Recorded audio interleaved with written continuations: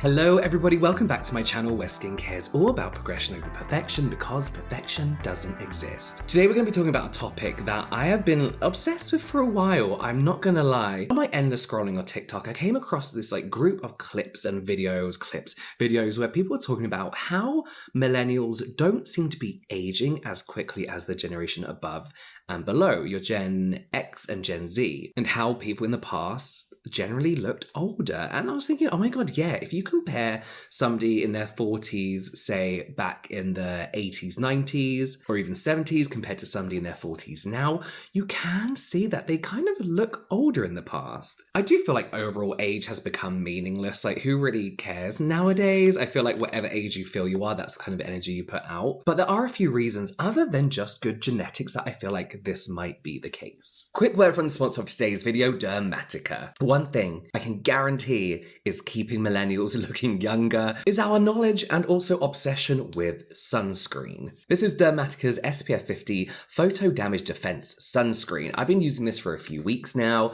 and I love it. I love Dermatica's skincare line. You need to check it out if you haven't already. We all know sunscreen is the most effective way to prevent premature aging, sunburns, skin cancers, and this should be the last step in your skincare routine. And to boost the benefits of your sunscreen, you can use it alongside some amazing actives in your skincare routine to further help protect against premature aging, no further darkening of dark spots, uneven skin tone. If you're like me and you have rosacea, you know how red your cheeks get if you go out in the sun and you don't have sunscreen on. Dermatica's broad spectrum sunscreen is actually fragrance free, which, you know, I love fragrance in skincare, but I don't like it in sunscreen because sunscreen is meant to hang around on your face. It's meant to form that protective layer, and I don't like a fragrance in my sunscreen. It's too intrusive. So yes, Dermatica's is fragrance free. It's lightweight, there's no white cast, has glycerin in for hydration. It feels like a hydrating moisturizer. Panthenol is going to help soothe the skin, whilst vitamin E has some really great antioxidant properties, which works great with sunscreen to help fight free radical damage. The sunscreen does look a little extra dewy under my studio lights, but it's so lightweight, not greasy, not oily, perfect for my combination skin. And you can use code JamesW to get 25% off.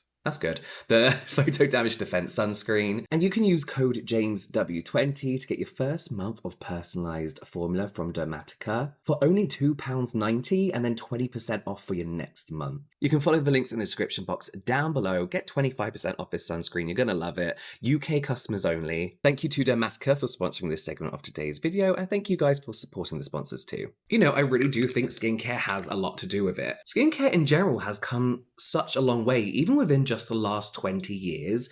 So much has happened, so many new innovations, science, product types and categories. We're now able to care for our outer appearance more than ever before. You know, Murad being one of the first real skincare brands, and kind of Dove, but not really, who focused on many different skincare concerns, and I believe they weren't really around selling until the 80s. And it wasn't until the 80s that they discovered the anti-aging benefits of retinol. So, you know, we've had a jump start on the anti-aging stuff. Another reason I feel like the generation before us kind of seems to be, in general, aging more so and quicker, and honestly kind of just looking their age, really, is because of the sun tanning obsession of like the 60s and the 70s. So while sunscreen was kind of invented in the 1930s, I believe it wasn't until the 1960s that scientists kind of linked it to premature aging and skin damage. You know, and they were kind of early findings, and that kind of knowledge didn't really stop the tanning trends. If anything, sunscreen got worse. You know, they were kind of like selling sunscreen lotions and oils that were like factor 4. And I made a video about this before, I briefly mentioned it in a video as well, that to this day, people who were tanning back then religiously, 60s, 70s, even crawling into the 80s, if they haven't already, they're starting to see that sun damage come through. We know sun damage can come through much later on in your life, you know, can start showing up on the skin much later on in your life, and people are starting to see the repercussions of that. So obviously we know that sun damage can lead to breakdown of collagen and elastin in the skin, dehydrating your skin, making everything look more textured, drier, more fine lines, dark spots, uneven texture, all that kind of stuff. You know, sunbeds became a huge thing, and I feel like that is another very fair, reasonable reason why millennials may be aging slower, the education we grew up with on what's harmful for our skin. I feel like as millennials, we grew up with a lot of kind of like scary adverts on the TV. I specifically remember anti-sunbed adverts, skin cancer adverts, smoking adverts, alcohol addiction adverts, drink driving adverts. We grew up with a lot of like fear on the TV, scaring us into not smoking, not drinking heavily, not sunbathing. We had more education on what's harmful early on in life rather than later life. All things really that can age the appearance of your skin. A good example of the difference really of us, growing up at different times is in the 70s, over 41% of people over the age of 16 smoked. That's here in the UK. Now in the UK, the minimum age has been risen to 18, and only 13.3% of people over the age of 18 smoke, which is the lowest it's ever been here in the UK. So people are really taking their health more seriously, which reflects on their skin when it comes to things like smoking. Stress. Listen, I don't want to start a fight with people. We're all stressed. Different generations have different stresses, right? I feel people often take for granted what stress can do to your skin. Sleepless nights obviously lead to fine lines, dark circles. Stress can lead to eczema, acne. And as I mentioned, every generation has gone through its own stress, right? But then I saw this TikTok. You notice how millennials don't seem to be aging quite like the generations before? Millennials age differently from the older generation and this newest generation. Does that make sense? The older generation, they look exactly like their age, right? A 50-year-old looks like a 50-year-old. A 20-year-old looks like a 20-year-old, right? Millennials, they either look way too old for their age or they look way too young, and there's no in between. Does that make sense? And the newest generation come here, they all just look like adults at this point. Every single person in the newest generation already look like they have a house and they're paying a mortgage. And that's because of stress, right? The older generation, they stressed a good amount. This millennial generation, we have too many things to stress about. And this newer generation, they kind of just gave up. They already gave up before it even started. So I kind of agree with that we kind of like were raised just stress, not raised stress, but I feel like it's just like a very common part of our life. This is really not with any evidence whatsoever, but I feel like growing up the internet, Tumblr, MySpace, all that kind of stuff is a common joke between millennials that it's just like, we're stressed all the time. And I feel like this is kind of like where like the inspirational quotes come from. The rise of inspirational quotes, like we're stressed, but get up, make coffee and kick the day in the ass, whatever it is, because we live in a time where we just need to get on with shit. We just need to carry on, no matter how we're feeling. Like generations before us, I feel, had their life pretty much planned out for them. Again, a huge generalization, but they would go to school. They would go to university, college, graduate, get a job, get married, buy a home, have kids, retire. Whereas us millennials, we don't have time to do any of that. We can't afford to do any of that. We are going to be lucky enough to retire, let alone buy a house, So while we are stressed, we handle it. We handle it just fine. Otherwise, it would reflect on our face, right? It's just a huge, I don't even know if this makes sense, or if I'm just talking bullshit now. But let's not forget that most of us can hide any form of stress or aging from our face with Botox and fillers. Yay! Listen, whenever I talk about Botox and fillers, people are always like, you're pushing it. Like, you shouldn't encourage Botox and fillers. If you are into the science of skincare, you have got to appreciate the science behind Botox and fillers. People are like, you shouldn't be injecting grow up. Grow up and move on. There is no doubting that Botox and fillers are highly popular amongst millennials.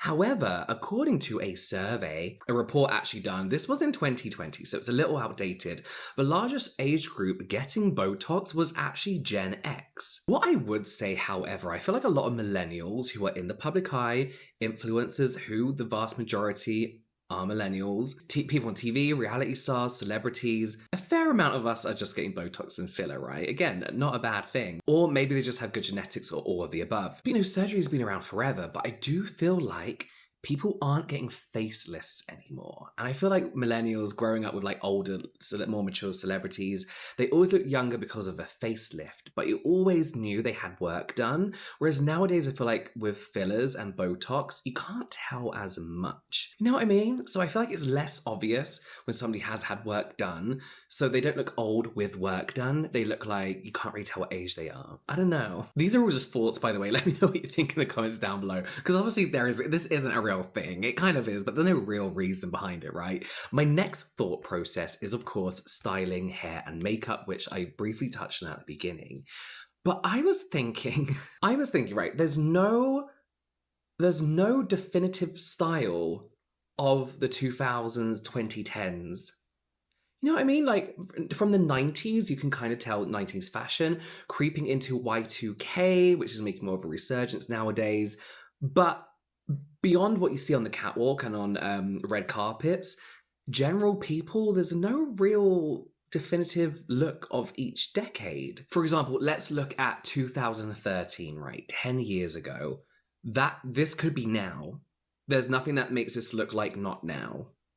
You know what I mean? This could be any time. You look at a picture from the 80s, that is the 80s. The 70s, that is the 70s, you know? They have this kind of like, there's definitive things from each decade. Flares, you know? Big hair, flares, poodle skirts, you know? There's so many things that define each decade, but the lines just kind of become blurred from the mid-90s upwards. 2013 was just 10 years ago, and it looks like now. Whereas if you were in the 80s, no, like the 70s, and you went back 10 years to the 60s, it's so different in those 10 years.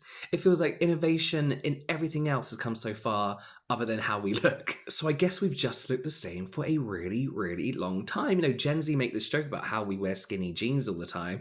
And we kind of do because we've been so used to it for like 20 years or more. So then I feel like when you see a picture of somebody, like maybe me from 10 years ago, you don't know when that is because I look the same. I haven't aged a bit. No, like my haircut's the same. My clothes probably wear a very similar thing. You know, you can't place me in a decade, which I feel like helps someone not age. I guess they look timeless in a way, but modern. Do you know what I mean?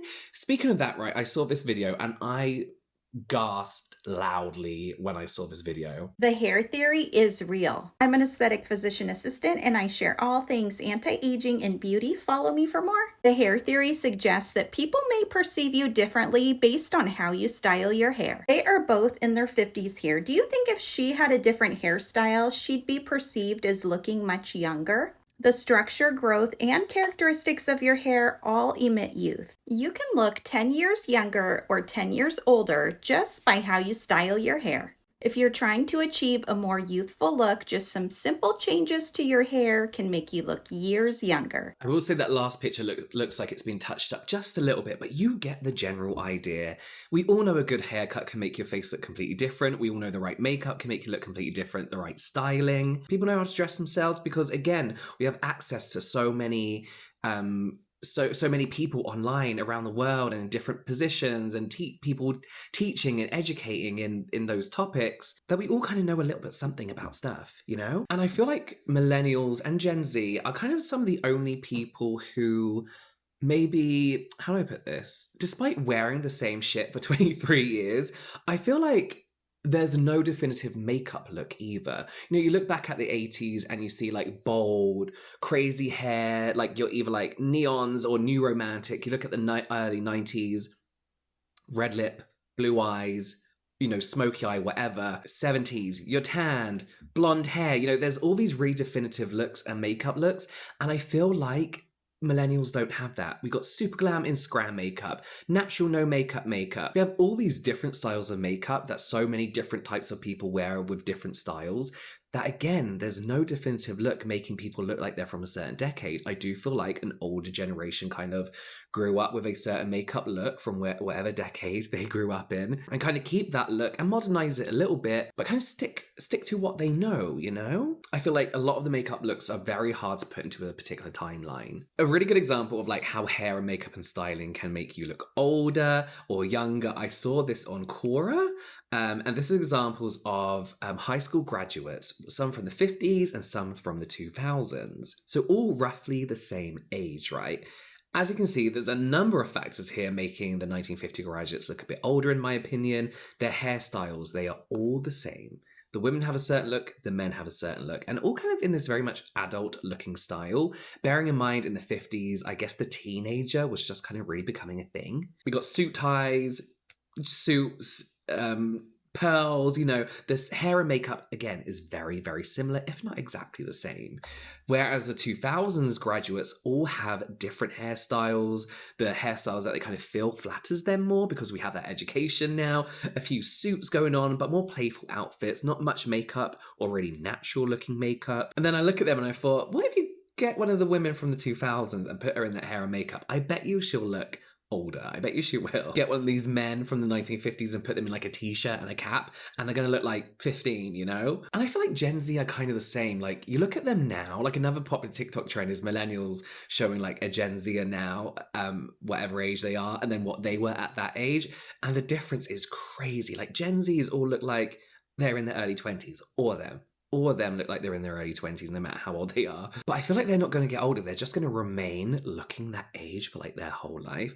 So they look older, and then they're slowly just going to start looking younger as they age because it's going to look the same. It's weird. I think that's an odd topic. I did try and script this out, but I was just like, my thoughts are everywhere about this. There is no real reason. It's just ideas. So let me know what you think about this in the comments down below. Also, thank you again to Dermatica for sponsoring today's video, and thank you for supporting the brands that support this channel. All the links for those products will be in the description box down below, along with everything I used in today's video. Check out some more videos here. I'll put my Instagram versus reality thing here. So in general, light entertainment here, and I'll see you over there.